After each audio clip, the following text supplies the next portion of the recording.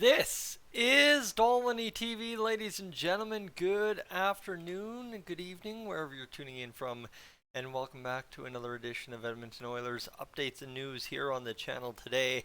And let me tell you, for the Oilers, of course, it's Sunday, so the 9 Things article from Kurt Levens came out today, and well, there were some goodies in there talking about, as we've already discussed, Ryan McLeod, him being unsigned, what the likelihoods are and what everything's going on there, and that's all fine and dandy. However, all the way down on the list at number 3 today was Evan Rodrigues and the potential for a PTO for a man who scored 43 points this season. That's the crazy part.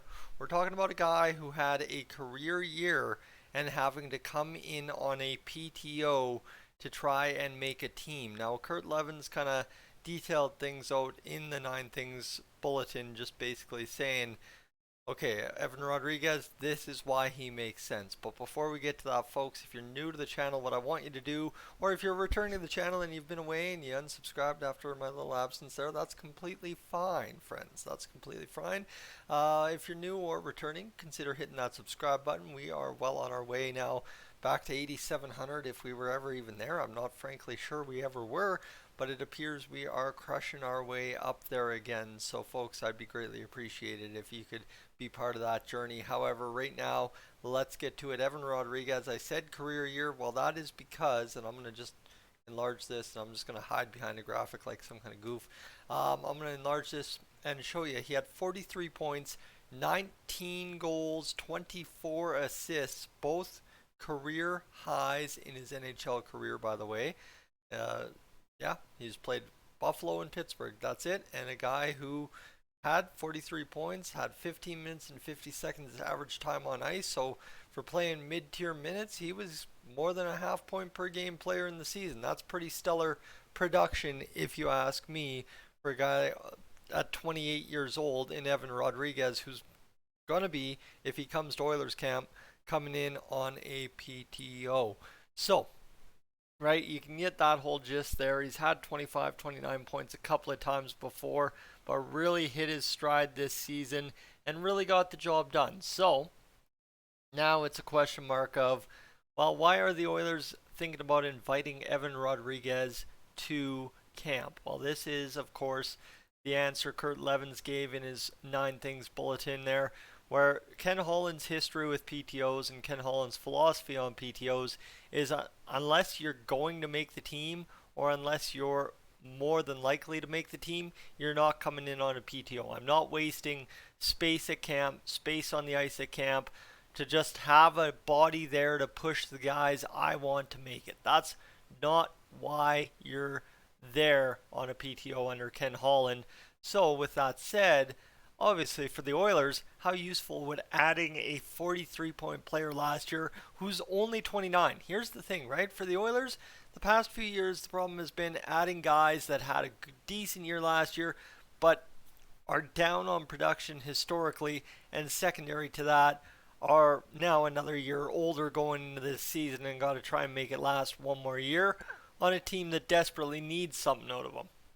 The Oilers this year would not desperately need production from Evan Rodrigues if they sign him to a league minimum deal coming on a PTO. Again, a head scratcher there that a guy that put up 43 points is going to be on a league minimum deal. But we go back now to last video where it's simply put, for Ryan McLeod, he's still unsigned.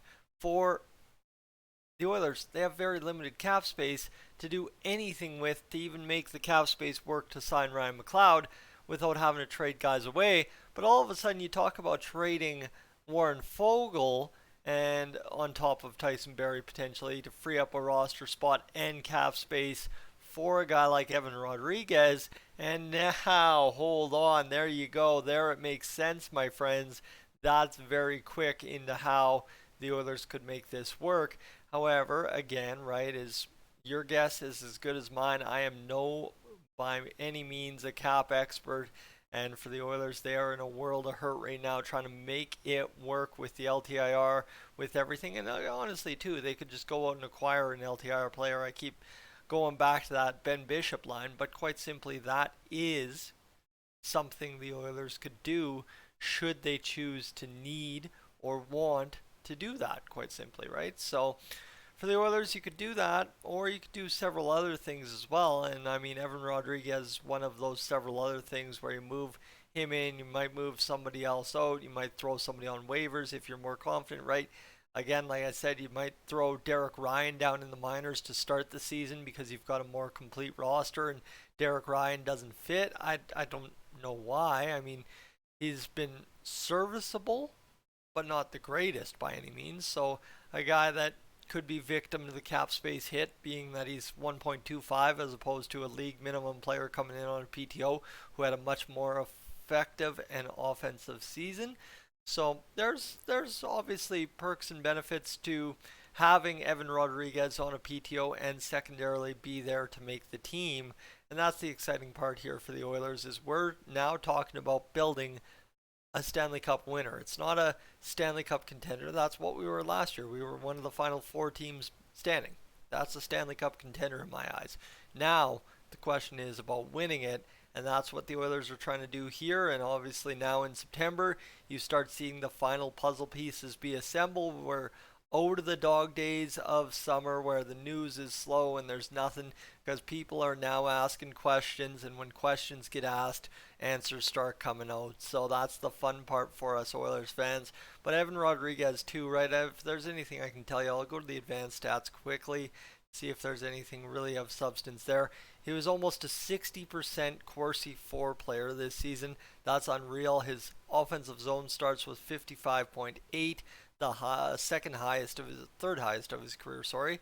And then of course on terms of the metrics and stuff, if I can find the expected goals for, 54.7 expected goals for this season or this past season, and expected goals against was 42.4. So yeah, he was holding steady and being more offensively productive. However, those are some jumbo numbers. There's a lot of goals scored when he is on the ice. That's really all I can break down on that situation there. So that's what we're looking at, right?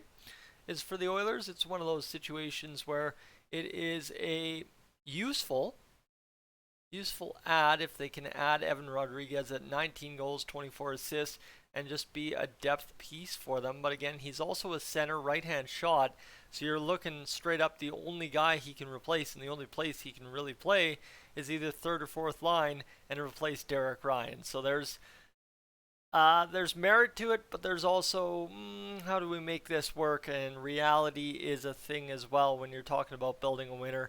And for the Oilers, that reality is fairly tough. Folks, I'm Tyson, this is Stolany TV. Thank you so much for tuning in to today's edition all about Evan Rodrigues and a PTO to the Edmonton Oilers.